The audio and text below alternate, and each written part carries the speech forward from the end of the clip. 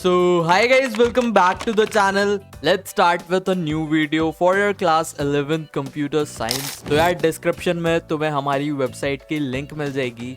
जैसे इधर तुम सिलेबस पर क्लिक करोगे तुम्हारा ऑफिशियल सिलेबस खुल जाएगा फॉर योर सेशन 2026-27। नीचे स्क्रॉल करना। आज की वीडियो में हम तुम्हारे unit 3 that is society law and ethics, इसके अंदर जितने भी टॉपिक्स मेंशन्ड हैं हम A to Z पूरा इस वीडियो के अंदर कवर कर रहे होंगे। तो यार ये सारे टॉपिक्स इस वीडियो में हम कवर कर रहे होंगे। Let's start with our very first topic that is digital footprints. तो यार कभी तुमने ऐसा नोटिस करा है कि Amazon या फ्लिपकार्ट पर तुमने कोई प्रोडक्ट सर्च करा हो और इंस्टा पर उसकी एड्स आने लगी। अब इंस्टा को कैसे पता तुमने कहां पर क्या सर्च करा है? Digital footprints, data that is left behind when using internet and digital devices। जो कुछ तुम ऑनलाइन करते हो हर एक चीज रिकॉर्ड होती, हर एक चीज का रिकॉर्ड बनता। बी इट तुमने कोई वेबसाइट विजिट करी, किसी पोस्ट को लाइक करा, गूगल या यूट्यूब पर कुछ सर्च करा, हर चीज रिकॉर्ड होती। यहां तक कि जो तुम इनकॉग्निटो पर करते हो वो भी रिकॉर्ड होता। तो यार डिजिटल फुटप्रिंट्स दो टाइप के होते हैं। फर्स्ट इज एक्टिव, ऐसा डेटा जो हम इंटेंशनली सबमिट करते हैं। जैसे तुमने कोई पिक्चर अपलोड कर दी, किसी पोस्ट को लाइक करा या फिर किसी पोस्ट के नीचे कमेंट कर दिया। सेकंड होता है पैसिव फुटप्रिंट, ऐसा डेटा जो तुम्हारी बिना परमिशन के जा रहा है। जैसे बहुत बार तुमने वेबसाइट्स पे देखा होगा एक्सेप्ट कुकीज, कुकीज बनी ही तुम्हारा डेटा कलेक्ट करने के लिए, या फिर कोई वेबसाइट या ऐप तुम्हारी हिस्ट्री और लोकेशन ट्रैक कर रहा है। सब किसके अंदर आता है? पैसिव डिजिटल फुटप्रिंट्स के अंदर। तो यार अब इससे रिस्क क्या क्या हो सकता है? Privacy loss, data theft, online scams जो आजकल हद से ज़्यादा बढ़ गए हैं। इसको हम प्रोटेक्ट कैसे कर सकते हैं? सबसे पहला, हमेशा स्ट्रॉन्ग पासवर्ड्स रखना। कोई भी पर्सनल इंफॉर्मेशन पब्लिकली शेयर करने से अवॉइड करना। हमेशा अपनी लोकेशन ऑफ रखना जब भी तुम्हें नीड नहीं होती। अपनी ब्राउज़र की हिस्ट्री रेगुलरली क्लीन करते रहा करो। और जो भी तुम पोस्ट करते हो पोस्ट करने से पहले अच्छे से सोचा करो। तो हमें बहुत कॉशियस होना पड़ेगा जब भी हम ऑनलाइन हैं या फिर ऑनलाइन पर कोई भी एक्टिविटी परफॉर्म करते हैं, क्योंकि हमारी हर एक एक्टिविटी कोई ना कोई डेटा का ट्रेस छोड़ देती है, जिससे उस डेटा का बहुत अच्छे लेवल पर मिसयूज हो सकता है। तुम्हारी लोकेशन ट्रैक कर लेंगे, किसी ने आधार कार्ड अपलोड कर दिया तो समझ जाओ क्या हो सकता है उसके साथ। तो यार ये सब था पूरा डिजिटल फुटप्रिंट्स के बारे में। So next topic we have is digital society and netizen. सुबह उठते ही फोन, रात को सोते वक्त फोन, स्विगी से खाना, यूपीआई से पैसे, चैट जीपीटी से होमवर्क और यूट्यूब से पढ़ाई। All this is digital society. एक ऐसी सोसाइटी जहां लोग टेक्नोलॉजी और इंटरनेट का डेली लाइफ में यूज करते हैं for communication, work, learning and even entertainment. तुम्हारी टेक्स्ट बुक में जो डेफिनेशन लिखी है, digital society reflects the growing trend using digital technologies in all spheres of human activities. जो मैंने बताया वही इंग्लिश में लिखा है। आजकल इंटरनेट ड्रिवन लाइफ हो गई है, कम्युनिकेशन ऑनलाइन हो गया है, लर्निंग हमारी डिजिटल हो गई है, ट्रांजैक्शन सारे कैशलेस होते हैं, आधार कार्ड, पैन कार्ड, लाइसेंस सब कुछ ऑनलाइन बन जाता है। यही सब मिलकर बनाती है डिजिटल सोसाइटी। अब नेटिजन क्या होता है? इंटरनेट और एक सिटीजन को अगर हम कंबाइन कर दे तो हमारा वर्ड बनता है नेटिजन। कोई भी ऐसा बंदा जो डिजिटल टेक्नोलॉजी यूज करता है इंटरनेट के साथ, उसे हम बोलते हैं नेटिजन। नेटिजन ऐसा पर्सन होता है जो इंटरनेट पर एक्टिव रहता है और उसे रिस्पॉन्सिबली यूज करता है। तुम्हें इंटरनेट पर कैसे रहना चाहिए ये भी तुम्हारी बुक तुम्हें बता रही है। जैसे net etiquettes, be ethical, ethical रहो, रिस्पेक्टफुल रहो, रिस्पॉन्सिबल रहो, प्रिसाइज रहो, पोलाइट रहो, क्रेडिबल रहो, सिक्योर रहो, रिलायबल रहो। तो यार अब ये छोटे मोटे पॉइंट्स तो मैं समझाऊंगा नहीं, तुम 12th में पहुंच गए हो, बना बना कर लिख देना कि अपने पैर छूने चाहिए और कोई शीशे में देख के खुद को नमस्ते करना चाहिए। गाली बकनी है तो शीशे में देख के खुद को बको, नहीं तो अपनी बंदी के बेस्ट फ्रेंड को बको। और क्या होते हैं एटिकेट्स? लड़ाई हुए तो सामने वाले की माँ कर दो, तो यार ये सब लिख कर आ जाना, क्या ही बताऊँ इन सब में। So next topic you guys have is intellectual property rights. सोचो तुमने एक यूट्यूब चैनल बनाया और कोई ऐसी वीडियो अपलोड कर दी जो रातों रात वायरल हो गई, और नेक्स्ट डे किसी और ने अपलोड कर कर बोला ये वीडियो मैंने बनाया। अब ऐसे में तुम क्या करोगे? तुम्हारा हक कौन बचाएगा? Answer is intellectual property rights. तो यार किसी भी ओरिजिनल आइडिया, क्रिएशन या इन्वेंशन का लीगल प्रोटेक्शन कौन हमें प्रोवाइड करता है? Intellectual property rights. IPR gives creator the right to protect their creation from unauthorized use or copying। तो यार सबसे पहले देखते हैं इंटेलेक्चुअल प्रॉपर्टी क्या होती है। It refers to the inventions, designs, symbols, names and logos. तो यार इन सारी चीजों को हम किसके अंदर इंक्लूड करते हैं? इंटेलेक्चुअल प्रॉपर्टी में।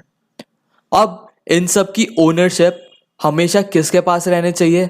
इनके क्रिएटर और इनके होल्डर के पास। तो यार इंटेलेक्चुअल प्रॉपर्टी राइट्स के अंदर फर्दर 3 सब टॉपिक है। पहला है कॉपीराइट, दूसरा पेटेंट, थर्ड है ट्रेडमार्क। मेजॉरिटी ऑफ तुमने ये तीनों टर्म्स सुनी होगी। कॉपीराइट तो स्पेशली यूट्यूब में सुना ही होगा। तो यार मैं अपना सीन बताता हूँ। पूरी video as it is copy करके किसी ने अपलोड कर दी थी, तो मैं गया अपने यूट्यूब स्टूडियो पर, मैंने डाली मेल यूट्यूब को, और विद इन आधे घंटे में उसकी वीडियो उड़ गई। ये पावर देता है तुम्हें कॉपीराइट। कॉपीराइट क्रिएटर को एक लीगल राइट देता है जिससे तुम्हारा ओरिजिनल वर्क कॉपी, यूज या फिर रीसेलिंग से प्रिवेंट हो सके। सेकंड होता है पेटेंट। पेटेंट जनरली हम नई इन्वेंशंस के लिए देते हैं। कॉपीराइट तो तुम्हारा डिफॉल्ट रहता ही है, बट पेटेंट तुम्हें चाहिए तो तुम्हें उसके लिए अप्लाई करना पड़ता है। जैसे तुम्हें पेटेंट मिल जाता है तो उस इन्वेंशन की एक्सक्लूसिव राइट तुम्हें मिल जाते हैं, जिससे कोई दूसरा बंदा उसे यूज, सेल या फिर डिस्ट्रीब्यूट नहीं कर पाता। किसी बंदे को अगर पेटेंट मिलता है तो वो 20 साल तक उसके पास रहता है, उसके बाद फ्रीली कोई भी उसे यूज कर सकता है। Patent most of the businesses में यूज होता है। तुमने अगर शार्क टैंक देखा हो तो वहां पर बंदे बहुत करते हैं कि हमने पेटेंट के लिए अप्लाई कर दिया, तो वो इसी पेटेंट की बात करते हैं। Third we have is trademark. Trademark के अंदर सारे logo, visual symbol, word, design, name etcetera आता है, जिससे कोई एक ब्रांड अपनी यूनिक आइडेंटिटी बना सके। जैसे नाइकी ब्रांड के अलावा कोई और ब्रांड नाइकी वर्ड यूज नहीं कर सकता। बहुत बार तुमने देखा होगा एडिडास की जगह एडिबास लिखा होता है जूतों पर। तो ट्रेडमार्क तुम्हें यही राइट देता है तुम्हारी कंपनी का लोगो और नाम कोई दूसरा बंदा यूज ना कर पाए। तो ये तो था डेटा प्रोटेक्शन। इसी के जैसा हमारे पास एक और टॉपिक है, दैट इज लाइसेंसिंग। लाइसेंसिंग एकदम अपोजिट है कॉपीराइट के। तो यार लाइसेंस एक कॉन्ट्रैक्ट होता है किसके बीच? एक क्रिएटर के बीच और जो भी उसको एक प्राइस देने वाला है उस क्रिएशन के अगेंस्ट। जैसे तुमने कुछ बहुत तगड़ी चीज बना दी मार्केट में, तुम उसे किसी को बेचना चाहते हो, तो वो एक कॉन्ट्रैक्ट बनाता है। उस कॉन्ट्रैक्ट को हम बोलते हैं लाइसेंस, जिसकी हेल्प से वो दूसरा बंदा तुम्हारी इन्वेंशन को यूज कर सकता है। तो यार किसी ने अब IPR वॉयलेट करा तो उसके साथ क्या क्या हो सकता है? तो यार IPR वॉयलेशन कोई मजाक नहीं है, इसका फाइन भी होता है और जेल भी।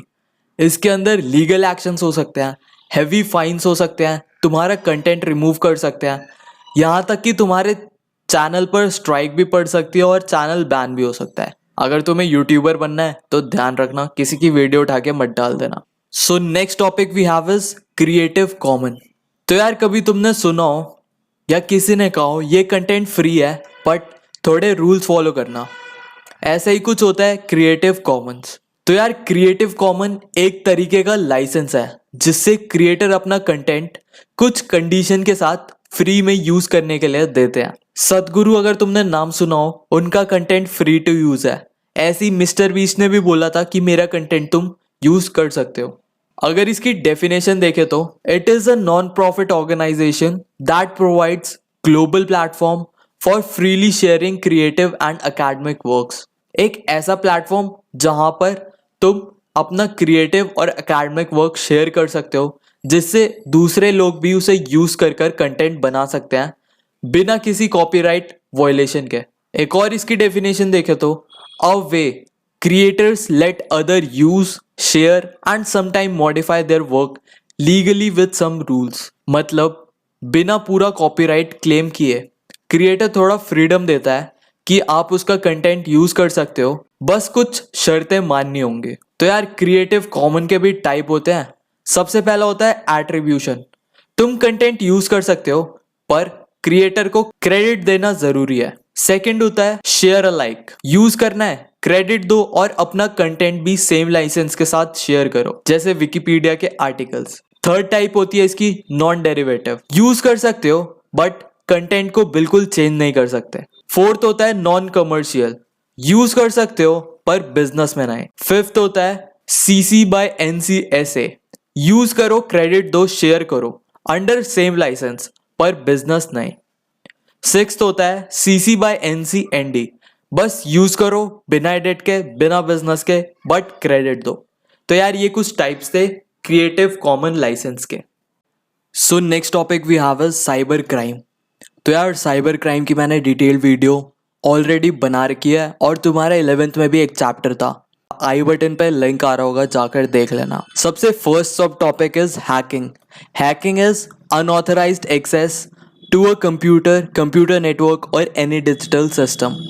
तो यार तुम्हारे कंप्यूटर को बिना तुम्हारी ऑथराइजेशन के कोई दूसरा बंदा एक्सेस कर रहा है, उसे बोलते हैं hacking. Second we have is phishing and fraud emails. तो यार फिशिंग में या तो फेक वेबसाइट बना देते हैं हम, जैसे स्पेलिंग थोड़े से चेंजेस करके एक फ्लिपकार्ट की तुमने फेक वेबसाइट बना ली, या फिर फेक ईमेल से कोई लिंक तुम्हें भेज दिया, जैसे ही लिंक को तुम क्लिक करो तुम्हारा डेटा लीक हो जाए। तो ऐसी चीजें किसके अंदर आती है? फिशिंग के अंदर। Next we have is ransomware, where the attacker gain access to the computer and block the user from accessing, usually by encrypting the data. तो यार रैनसमवेयर में किसी बंदे ने तुम्हारा कंप्यूटर का एक्सेस गेन कर लिया और तुम्हें ही ब्लॉक कर दे वो एक्सेस करने से। जैसे तुमने कई बार सुना होगा यूट्यूब चैनल हैक हो जाते हैं तो जो ओनर होता है वही लॉग इन नहीं कर पाते। तो यार जिसने भी हैक करा है उसने most probably ID password change कर दिया होगा, जिससे उसका ओनर भी उसे एक्सेस नहीं कर पाता। Next we have is preventing cyber crime. Cyber crime हम प्रिवेंट कैसे कर सकते हैं? सबसे पहले रेगुलर बैकअप रखा करो अपने डिवाइसेस पे, हमेशा सिस्टम को अपडेट रखा करो, स्ट्रॉन्ग पासवर्ड्स यूज करा करो, हमेशा सिक्योर्ड वायरलेस नेटवर्क यूज करा करो, कभी भी फ्री वाईफाई देखकर यूज करने मत लग जाया करो। तो यार ये सब था साइबर क्राइम के बारे में। तो नेक्स्ट तुम्हारा जो टॉपिक है इज IT एक्ट। तो IT एक्ट है क्या? It provides a legal framework for electronic records and digital signatures. तो यार ये बेसिकली लीगल कामों में हेल्प करता है। तुम्हारे साथ कुछ भी फ्रॉड स्कैम वगैरह हो जाए तो तुम्हें क्या करना है, हर एक चीज किसके अंदर इंक्लूड है? IT एक्ट के अंदर। इसके अंदर मल्टीपल साइबर क्राइम्स और उनकी पेनल्टीज डिफाइंड है। पुलिस स्टेशन में जो साइबर सेल होता है वो हेल्प करता है तुम्हारी इन क्राइम्स रिपोर्ट और इनसे डील करने में। एक और हमारी एक अथॉरिटी होती है साइबर एपिलेट ट्रिब्यूनल। ये क्या करते हैं? तुम्हारी जितनी भी हैकिंग, पासवर्ड थेफ्ट या डेटा लीक हो जाती है, ओवरऑल जो भी अगर तुम्हारे साथ कुछ भी साइबर क्राइम हुआ है तो ये अथॉरिटी उससे डील करती है। IT एक्ट इंश्योर करता है कि तुम्हारी ट्रांजैक्शंस भी सेफ रहे और डिजिटली तुम्हारा ट्रस्ट धीरे धीरे बढ़ता जाए। So next topic we have is e-waste, electronic waste. तुमने अगर EVS पढ़ी हो बचपन में तो पूरा लिखा ना, लैंड पॉल्यूशन के बारे में, वाटर पॉल्यूशन के बारे में। सबसे पहला इम्पैक्ट ऑन एनवायरनमेंट, जैसे इलेक्ट्रॉनिक वेस्ट को अगर जलाएं तो उससे गैसेस का एमिशन होता है, फ्यूम्स का एमिशन होता है। लिक्विड वेस्ट को अगर ड्रेन में डालें उससे भी बहुत सारी पॉइजनस गैस रिलीज होती है। लैंड पॉल्यूशन होता है, एयर पॉल्यूशन होता है, सब बनाकर लिख देना। सेकेंड है impact on humans. Electronic waste से ह्यूमंस पे क्या इम्पैक्ट पड़ता है? तो यार एक मेटल होता है तुम्हारा लेड, अगर वो वाटर या तुम्हारे खाने के साथ कंटेमिनेट हो जाए उससे लेड पॉइजनिंग हो जाती है, जिससे सीधा तुम्हारी किडनीज, ब्रेन और सेंट्रल नर्वस सिस्टम इफेक्ट होता है। Same with other heavy metals like mercury या फिर कैडमियम। थर्ड इसका सब टॉपिक है कि हम इलेक्ट्रॉनिक वेस्ट का मैनेजमेंट कैसे करें। सबसे पहला मैनेजमेंट तो वही है रिड्यूस, रीयूज एंड रिसाइकल। उसके बाद हमारी दो अथॉरिटी है इंडिया में, सेंट्रल पॉल्यूशन कंट्रोल बोर्ड और डिपार्टमेंट ऑफ IT। तो यार इन दोनों की फुल फॉर्म याद कर लेना। ये दोनों अथॉरिटी रिस्पॉन्सिबल है तुम्हारे इलेक्ट्रॉनिक वेस्ट मैनेजमेंट के लिए। तो यार ये बचकांडे टॉपिक गिवन है। लास्ट टॉपिक तुम्हारे गिवन है इम्पैक्ट ऑन हेल्थ। तुम्हारी हेल्थ पे क्या इम्पैक्ट पड़ता है इस डिजिटल एरा में। तो यार वही सब लिख देना कि तुम 24 घंटे फोन ताड़ते रहते हो, जिससे तुम्हारी आंखों की बैंड बज चुकी है, आईज पे स्ट्रेन पड़ता रहता है, तुम्हारे पोस्चर की ऐसी तैसी हो चुकी है, तुम एक जगह बेड पर पड़े रहते हो, माँ बाप से गालियां खा के भी नहीं सुनते, बस पूरे दिन रील और शॉर्ट स्क्रॉल करते रहते हो। इस चैप्टर में तुम्हारे मार्क्स नहीं आए तो तुम पर थू है, खुद बनाकर लिखना है, जो बनाना है बनाकर लिख के आना। ये तो हो गया फिजिकल हेल्थ के बारे में। मेंटल हेल्थ के बारे में लिख देना कि 2 मिनट की खुशी के लिए तुम बाथरूम जाते हो और उसके बाद क्या क्या होता है, स्ट्रेस होने लगता है तुम्हें, एंग्जाइटी होती है, डिप्रेशन होता है कि यार आज लास्ट है, आज के बाद नहीं करूंगा। बाकी ये डायग्राम तुम्हारी बुक में है कि कंप्यूटर बैठ के चलाते कैसे है। और मेजोरिटी ऑफ मेरी जनता, मैं एज्यूम कर रहा हूँ, लेट के ये वीडियो देख रही होगी मस्त चल मार के टांग उठा के। तो यार ऐसे बैठ के पढ़ लेना अगर तुम्हारा मन हो, वरना तो मैं भी रिकॉर्ड लेट के ही कर रहा हूँ। तो यार यहाँ पे खत्म करते हैं अपना chapter, that is societal impacts. तो यार इतनी थ्योरी बहुत है बोर्ड्स के हिसाब से। बाकी अगर मेरा मन करे तो मैं एक प्रीवियस ईयर पे भी सीरीज बना दूंगा चैप्टर वाइज,